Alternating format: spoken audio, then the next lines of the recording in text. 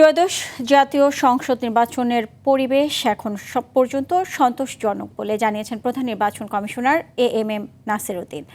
সকালে রাজধানীর আগারগাঁওয়ে নির্বাচন ভবনে প্রবেশের সময় তিনি আপিলের বুথ পরিদর্শন করে একথা বলেন। সিইসি আরও বলেন, সবার সহযোগিতা থাকলে জাতীয় সংসদ নির্বাচন একটি অবাধ ও সুষ্ঠুভাবে উপহার দেওয়া সম্ভব হবে। এদিকে দুপুরে আপিলের বুথ পরিদর্শন শেষে ইসি সচিব আখতার আহমেদ জানান, যাচাই বাছাই শেষে 726টি মনোনয়ন বাতিল করা হয়েছে। মনোনয়ন বাতিলের বিরুদ্ধে যেমন আপিল করা যাবে, ঠিক তেমনি বৈধ মনোনয়ন পাওয়া প্রার্থীদের বিরুদ্ধে চ্যালেঞ্জ করে আপিল করা যাবে বলে জানান তিনি। এছাড়া সংক্ষুব্ধ প্রার্থীদের আপিল 18 জানুয়ারির মধ্যে নিষ্পত্তি করা হবে বলে জানান ইসি সচিব। 1842টা বৈধ আর 726টা আপনার রিটার্নিং অফিসার কর্তৃক আপনার বাতিল করা হয়েছে। তিনটার মধ্যে আলোচনায় আসেনি। মাননীয় প্রয়াত প্রধানমন্ত্রী ওনারটা যেহেতু ইনফ্যাকচুয়াস হয়েছে ওটাকে নেওয়া হয়নি, সেই সূত্রে 726টা। ইনশাল্লাহ আমরা এখনো কনভিন্সড যে আমরা একদম একটা ফেয়ার অ্যান্ড ক্রেডিবল ইলেকশন ইনশাল্লাহ দিতে পারবো। চিন্তা করবেন না, সবার সহযোগিতা নিয়ে ইনশাল্লাহ। আপিল কার্যক্রমের বিষয়ে জানাতে আগারগাঁও নির্বাচন কমিশন থেকে সরাসরি যুক্ত হচ্ছেন সহকর্মী বিপুল দেব রায়। বিপুল, এ পর্যন্ত কতজন আপিল করেছে, বিষয়ে আর কি তথ্য আছে আপনার কাছে, আমাদেরকে বিস্তারিত জানান।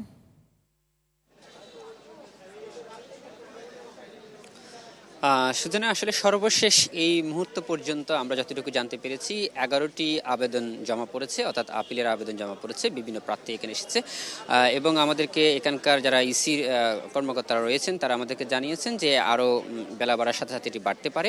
এবং সেই সাথে আরেকটি বিষয় জানিতে চাই আপনাকে, যে এখানে যারা সংক্ষুব্ধ যে প্রার্থীরা এসেছেন তারা অধিকাংশই স্বতন্ত্র প্রার্থী। বিশেষ করে বিএনপি থেকে যারা স্বতন্ত্র প্রার্থী হয়েছেন তাদেরকে আমরা আসতে দেখেছি। সেই সাথে জাতীয় পার্টি এবং খেলাফত মজলিস সহ বিভিন্ন দলের প্রার্থীরা কিন্তু এখানে আজকে আপিল করেছেন এবং তারা আমাদেরকে জানিয়েছেন যে আসলে তাদের যে সামান্য ত্রুটি বা ভুলের কারণে যে প্রার্থীতা বাতিল হয়েছে সেটিকে অনেকটা হয়রানি তারা মনে করছেন। যে অধিকাংশ প্রার্থী কিন্তু আমাদেরকে অভিযোগ করেছেন যে আসলে যে তাদের যে স্বাক্ষরের যে বিষয়টি এবং শনাক্তের যে বিষয়টি, সাক্ষীর যে বিষয়টি, তাদের সেগুলো যাদের এবং সর্বনিম্ন যে ভোটারের যে বিষয় রয়েছে সেগুলো তারা সঠিকভাবে তদন্ত না করে তড়িঘড়ি করে নির্বাচন রিটার্নিং কর্মকর্তারা এই কাজটি করার কারণে এই ভুলটি হয়েছে বলে তারা আমাদেরকে এমনটা জানিয়েছেন। তারা বলছেন যে এই সামান্য রিটার্নিং কর্মকর্তাদের ভুলের কারণে কিন্তু আজকে তাদেরকে অনেকটা হয়রানি হতে হচ্ছে। সেই সাথে অনেক প্রার্থী আমাদেরকে জানিয়েছেন যে আসলে এবারে নির্বাচনটার মনোনয়নপত্র জমা দিতে গিয়ে নানা বাধার সম্মুখীন হচ্ছেন। তাদের নিজস্ব সংসদীয় আসনের বিভিন্ন সন্ত্রাসী বাহিনী এবং বিভিন্ন প্রার্থীর বাহিনী তাদেরকে বাধা সৃষ্টি করছে বলে এমনটা জানিয়েছেন। সে সাথে আপনি জানেন যে সকালবেলা যে প্রধান নির্বাচন কমিশনার বলেছেন যে বর্তমানে বাংলাদেশের পরিবেশটা কিন্তু একেবারে সুষ্ঠু রয়েছে, নির্বাচন উপযোগী রয়েছে এবং সুষ্ঠু একটা ভোট করতে পারবেন বলে তিনি এমনটা আশ্বাস করেছেন। সে সাথে এই কথার প্রেক্ষিতে কিন্তু যারা এখানে আবেদন করতে আসছেন তারা বলছেন যে আসলে আন্তরিকতা থাকলে নির্বাচন কমিশনের আসলে সুষ্ঠু ভোট করা সম্ভব। তবে এখন পর্যন্ত যে বিশৃঙ্খলাগুলো দেখা যাচ্ছে সেগুলো অতি দ্রুত যদি ঠিক করা না হয় তাহলে কিন্তু এই সুষ্ঠু ভোটটি কিন্তু একেবারে না হতেও পারে, তারা এমনটা আশ্বাস করেছেন। সে সাথে আরেকটি বিষয় জানিতে চাই, এখানে সিসি পরবর্তীতে প্রধান নির্বাচন কমিশনের পরবর্তী কিন্তু এখানে পরিদর্শন করতে এসেছিলেন ইসি সচিব আখতার আহমেদ। তিনিও কিন্তু বলেছেন যে এবারে নির্বাচনকে সুষ্ঠু করার জন্য উপযুক্ত যত যা যা প্রয়োজন সব কিছু ব্যবস্থা নেওয়া হবে। সে সাথে তিনি আবার বলেছেন যে আসলে এখানে যারা বৈধ প্রার্থী যারা রয়েছেন, বিশেষ করে 700